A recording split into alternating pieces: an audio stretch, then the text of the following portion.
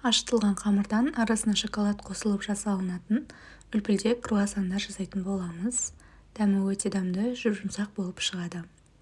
Ең алдымен жылы сүтіміздің үстіне қантымызды, тұзымызды, жұмыртқамызды және сары майымызды, ашытқымызды салып жақсылап араластырып аламыз.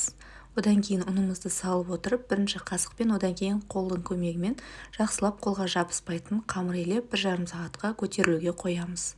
Көтерілген қамырды екі жағына ұн сеуіп, жақсылап қатты жұқа емес қылып, видеодағыдай қылып жайып шығамыз. Одан кейін осылайынан пышақтың көмегімен бөліп шығып, ортасына шоколад салып, круассанның формасын жасап шығатын боламыз. Пергамент қағазға салып, бетін жауып, 10-15 минутқа көтерілуге қоямыз.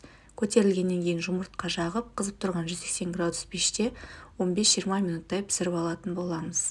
Бетіне сахарный пудра сеуіп ұсынсаңыздар болады. Мини қылып жасасаңыздар да болады. Мен үлкен қылып жасадым. Өз қалауларыңыз бойынша жасап көріңіздер. Ас болсын.